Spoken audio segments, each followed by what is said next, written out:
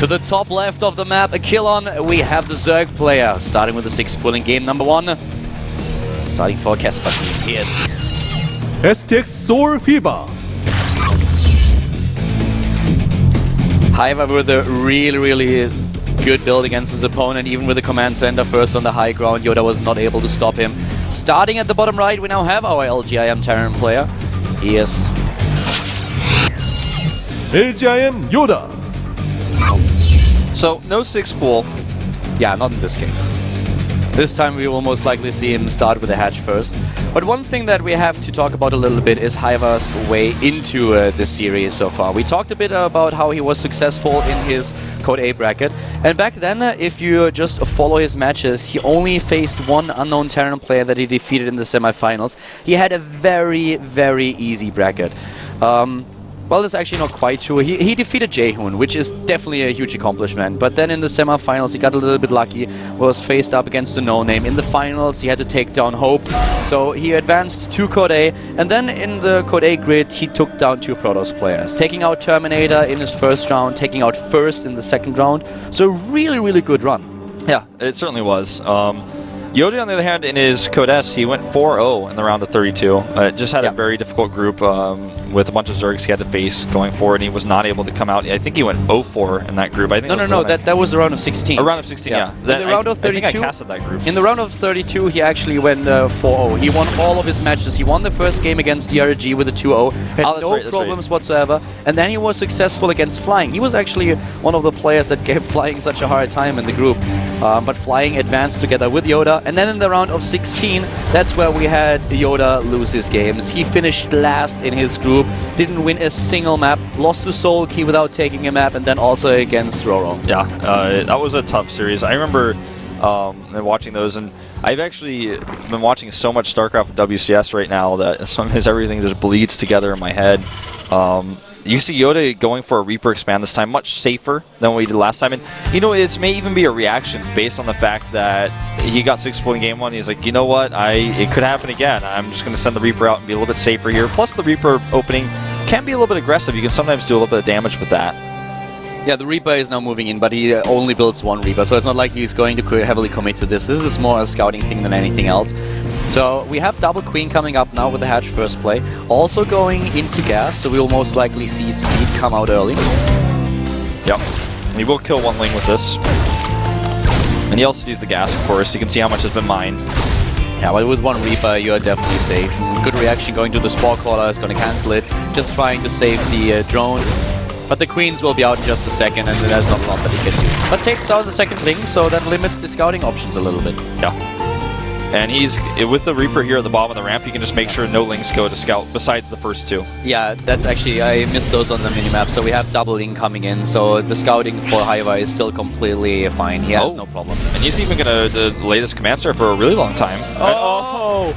Wow. I thought that Ling was about to get crushed for a second. I was like, no, that can't happen. That's against the rules of StarCraft. Yeah, that is against the rules. But the thing is, like, if the Ling actually got in there and was able to block the factory, think about how bad that would have been for the Terran player here. He would have lost so much time. He lost the SCV. Yeah. Oh, this is terrible for YoDa. He has to send out another SCV down there. And he's supply blocked because of the command star not finishing. When the command star finishes, of course, he won't be supply blocked anymore. But it definitely messes with his timings. Oh, I saw it. He missed it, but yeah, he saw it. But it's still annoying. He lost so much time on the command center, so this is a very late expansion for him. And you already pointed out the supply block that comes with it. Yeah, that was just I mean, those 2 Lings changed the entire game for YoDa so much. It's a scary position for YoDa to be in. I mean, he lost game number 1 against an all-in, so that's a game where you don't really see anything about your opponent. It's not like you have to like go toe-and-toe with him, with his kind of playstyle, so that you can analyze his play a little bit more going into game number 2, that you get a feel for it. It's just like you lost against an all-in, and there's nothing more to it. Yeah, I mean, it's the most basic and pure form of all-in, too, the 6-pool. And he sees here that a lot of gas has been mined. He's going for his own Hellbat drop to follow this up with Widow Mines first, though.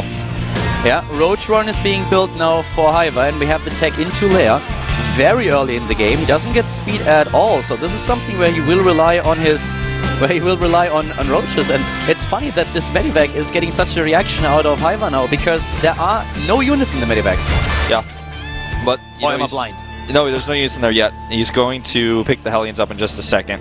You're absolutely correct. There's no units in that medevac until now. Yeah, but now we go. And the roaches are being built. The queen's already in position.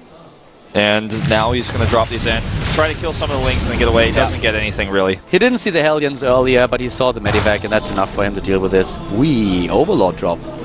We had an armory go down, but he does not actually make any Hellbats. He makes a siege tank because he thinks this is going to be a roach attack, and it is, but it's going to be one with a dropship instead of with, just a standard frontal attack. The drop gives this very interesting twist, but getting the siege tank is so smart. I like this a lot. A lot of Terran players are doing this these days against Zerg because they are afraid of these roach pushes, and there's so many that the Zerg can execute.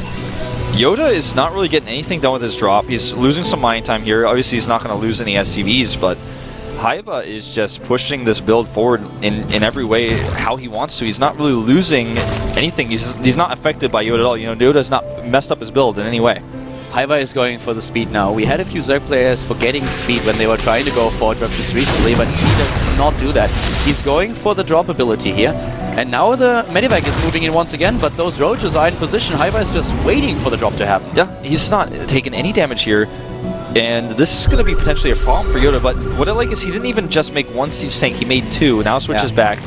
And YoDa is scouting. He sees there's no third base, and he's curious about this. He doesn't understand what's going on here. He's like, well, you have only two bases, and you don't have a high attack at this point, so either you're hiding the tech somewhere, or you're going for a massive amount of roaches. He sees the Zerglings now. 2 siege tanks. That's what he has. It's all about what the drops will achieve. If he can drop on top of the siege tanks, hyvaa might be able to take down YoDa immediately. This is, I feel, not going to be a drop in the main. It's just going to be a drop literally on the tanks. He runs in here first, and he's just going to drop right on top of those siege tanks. He's not going to try to do anything from the side. He can, I suppose, because he's not scouted here.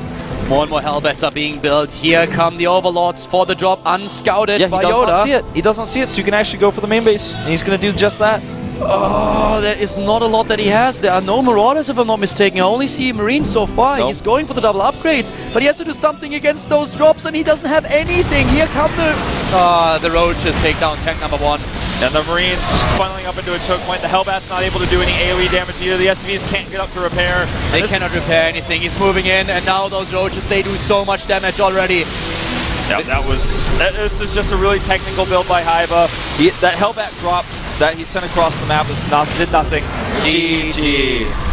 hyvaa with 2 very well played attacks takes down YoDa with a 2-0, advances to Code S.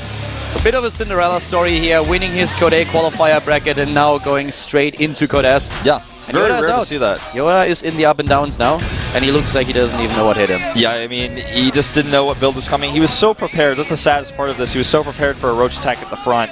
He saw the roaches, he scouted well, and he was like, oh, I got this. I'm going to go for my delayed Hellbat drop. When you're pushing across, I'll have the siege tank position. I'll shut down the roaches at the front and drop you in the back with the Hellbats, but neither of those things worked out the way you wanted. Yep.